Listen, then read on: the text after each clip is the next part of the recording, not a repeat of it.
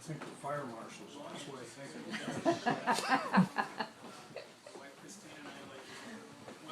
I'll call you up.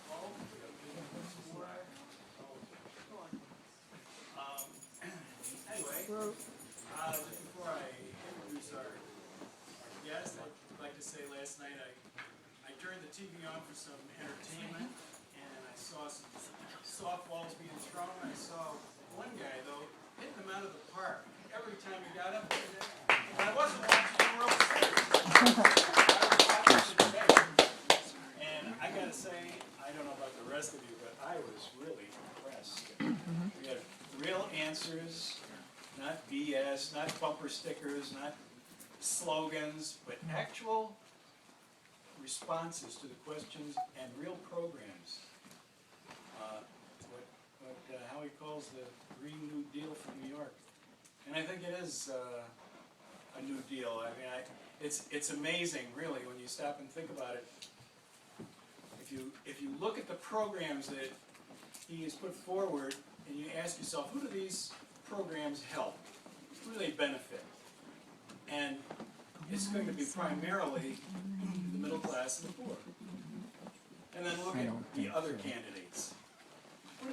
What do they stand for? Who are they helping? Who are they really shilling for? It's the corporations, it's the 1%. And it couldn't have been more dramatically delineated than it was last night. It was a real eye-opener, and it's only a damn shame that more people can't see that debate. And I can see why Cuomo doesn't want to have any more debates, because this guy would mop the floor with him, okay? Anyway, I'm very honored to introduce Howie Hawkins, our Green Party candidate for governor.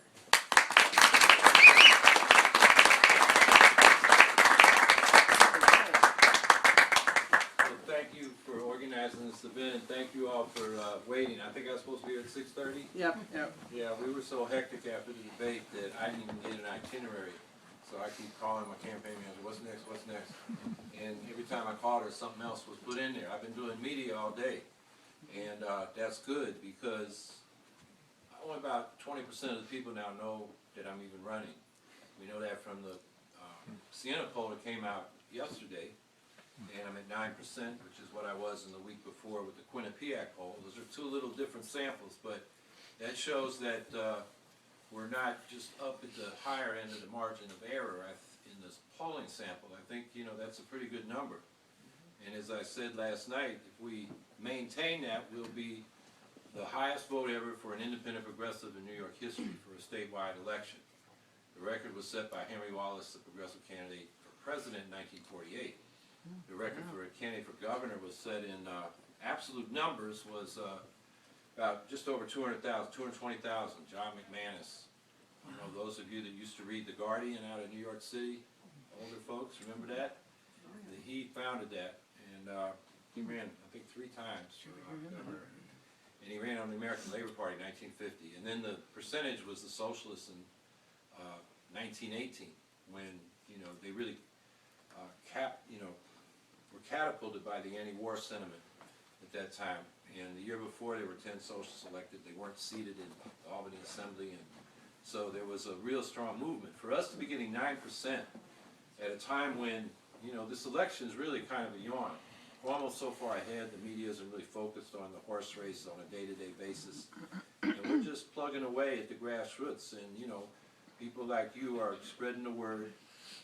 Those following the media are finding out what we stand for. And, we're poised to take row C, right under the Democrats and Republicans, right where we're at now. But I keep telling people I got them right where I want them. Astorino's hitting the ceiling. I don't think a Republican in this state can go above 35% anymore. Astorino's only got a couple points to get that. And Cuomo's fallen, finally. After being high approvals, he's really fallen sharply, particularly upstate. I think people recognize there's corruption, there's duplicity, like on the fracking study. You may have heard that he tried to get this fracking study that his DEC asked for from the U.S. Geological Survey. They didn't like the results. It said, the compressor stations and the pipelines could actually contaminate the water, and they wanted to excise that. And you know, and he says, oh, you get a science over here is for it, and a science over there is against it. I don't know what science he's reading. You know, as I try to explain, they're basing their study on science that the underlying environmental impact statement is 22 years old. It dealt with, you know, straight, you know, drilling for gas and oil, you know, without the fracking and the horizontal fracking. And then the supplemental generic environmental impact statement, the draft, is 6 years old, and there's been a whole lot of studies. I mean, just a couple weeks ago, Anthony Ingraffia was the principal author of a study of 41,000 wells drilled in southwest Pennsylvania. They found, I mentioned this last night, 5% failed.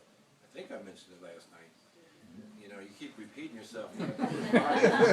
You did. You did. But 5% fail as soon as they're drilled, and 50% within 15 years. I mean, they're encased in cement, particularly sidewalks and roads. You know, this can't contain it, and we've got a real toxic problem from the regular oil and gas drilling, particularly out in Allegheny and Cattaraugus County. The hydrofracking, you know, hydrofracking in New York would just be a tragic mistake. It would undermine the industries we got. You know, we've got farms, vineyards, tourism based on the beauty and the hunting and fishing, the clean water, and it puts that at jeopardy. And then we have such a better option.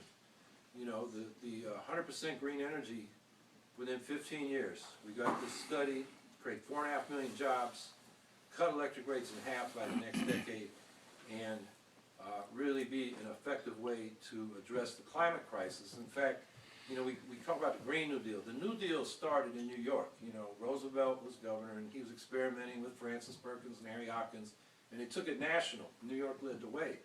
And I think a Green New Deal featuring this clean energy initiative would have New York set a model for the nation and the world about how we're going to address this climate crisis. You know, I was saying that. We were 400,000 of us marching on the UN a few weeks ago, and people would ask me, you think it's going to make a difference? And I was honest, I don't think so, because most of those states are petro states. The oil and gas industry, whether it's state-run like Saudi Arabia, or we got our mobile Exxons and you know, BPs and so forth dominating our government with contributions to the candidates.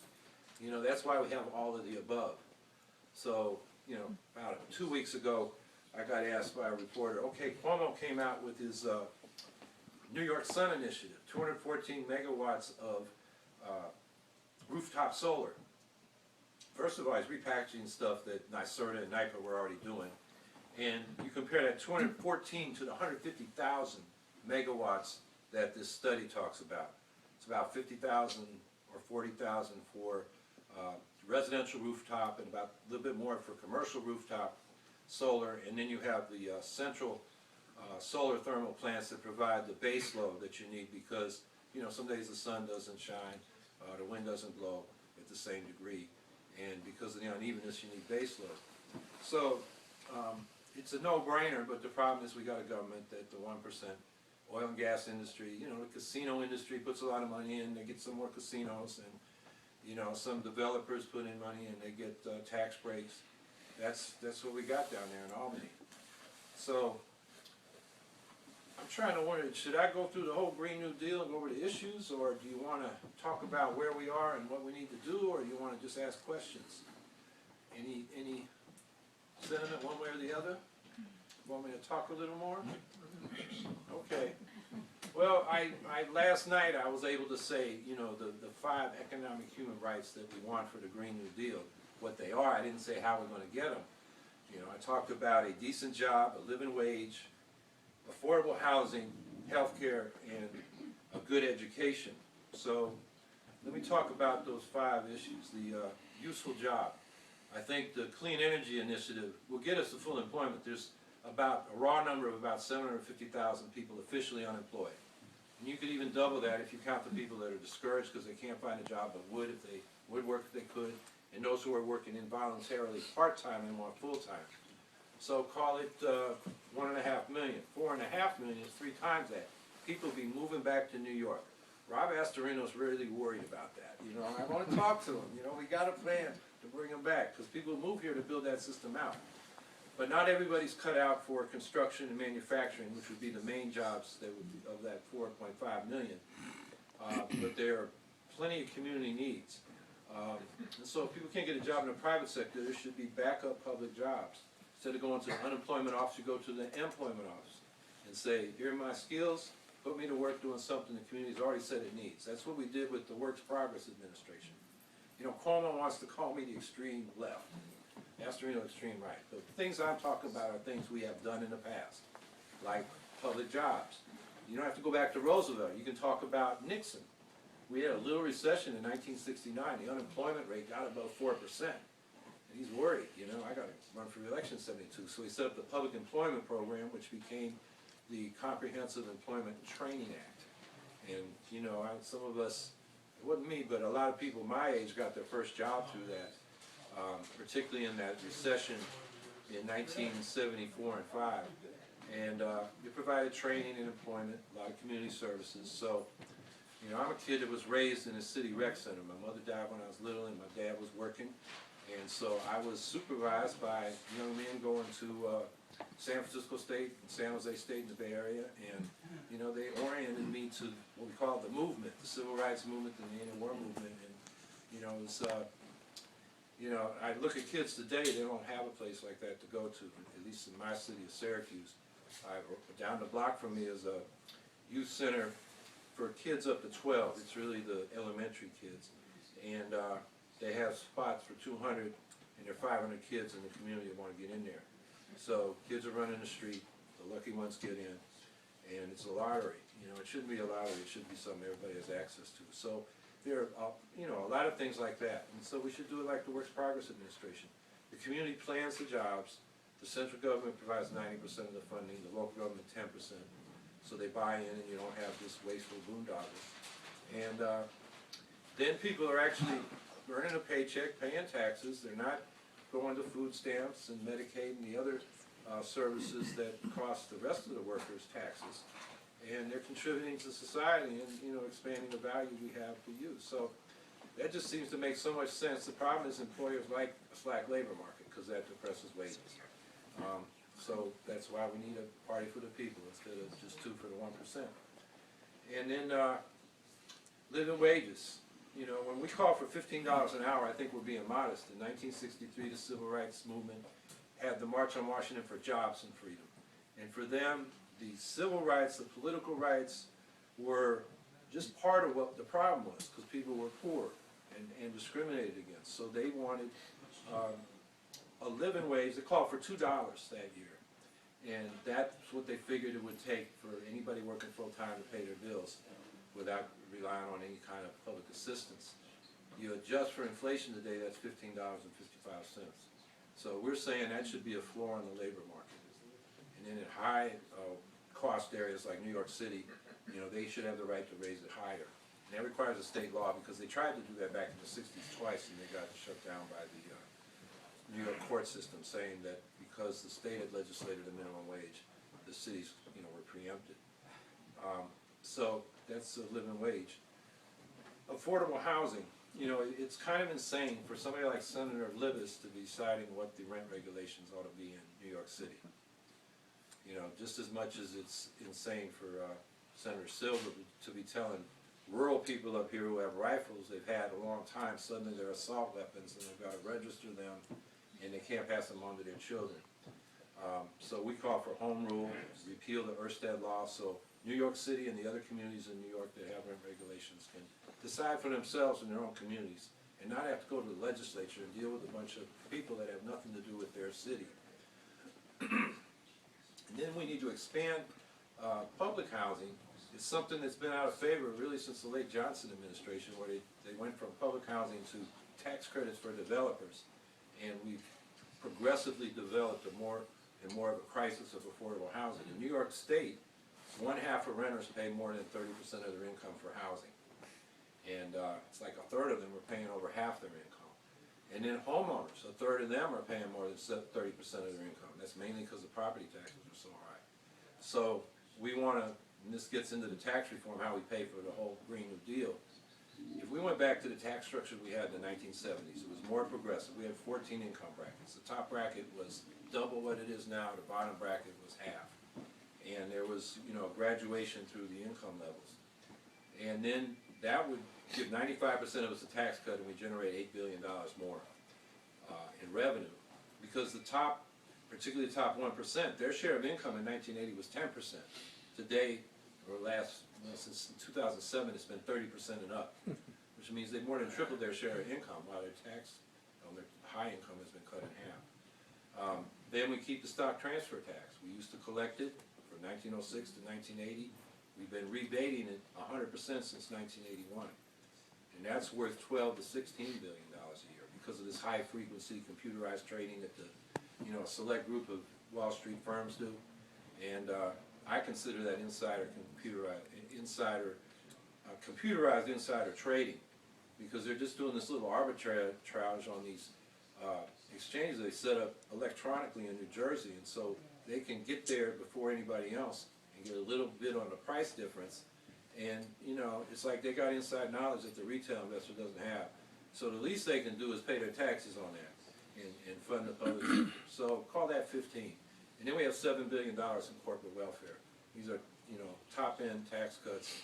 And Cuomo's own tax commission found that looking from 1994 to 2005, the companies that got those breaks lost 175,000 jobs. That's what I mean when I said last night, trickle down doesn't trickle down to workers and small businesses. So you add those numbers together, you get 30 billion. The state budget's 140 billion. That's 20% or more than 20% increased revenues just by having a progressive tax structure like we had in the 1970s. And then the standard back then was 8% of state revenues we share with municipalities. Now it's less than 1%, and Cuomo's 5-year plan has it flat. Multiply by 8 what Binghamton or Endicott or any city, town, or village or county is getting, and you're going to be in a lot better position fiscally. And you're going to be able to cut your property taxes and still fully fund your services in schools. I know in Syracuse, it would be worth about $550 million more than we're getting, and our combined city and school budget is $670 million. So it's almost as much as we're now taxing ourselves for the services we have. That would really help us, and we need it. I mean, just take our water mains. We had 300 water main breaks in the first 6 months of the year in Syracuse. The school has lost a quarter of their staffing. We've closed a fire station, a senior center. And I explained that youth center, that's, just in my neighborhood. It's true all over the city. So that's that's a long way getting back to affordable housing. You lower the property taxes, and it's going to make homeowners in a lot better position. It'll be a smaller portion of their income going to housing because their property taxes will be cut. And then property taxes are passed on by landlords to renters. So there's making renting more affordable. Healthcare. I don't know. Has anybody here gone on the exchange to get their health care? Was it any good? Yeah.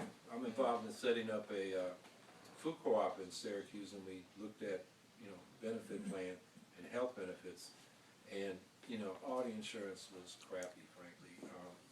And it was page after page after page out of options, finally said to the agent, give us a high deductible, low premium, a low premium, high deductible, and we'll give the employees, recommend the best one you can. And so, we picked a couple and we talked about it, so we went with them. And then none of our employees wanted it. It was just not worth it. They'd rather take the risk. And I know when I call people to ask them for funds, that I can't tell you how many people I've run into is they'd like to contribute, but somebody got sick, and now they got all these healthcare bills, and some people are, going into bankruptcy because of it. That shouldn't be the way it is. Right across the border in Canada, they got a single payer system. We got auto companies moving up there into Ontario instead of, staying in Detroit or Ohio because it just takes healthcare off their budgets.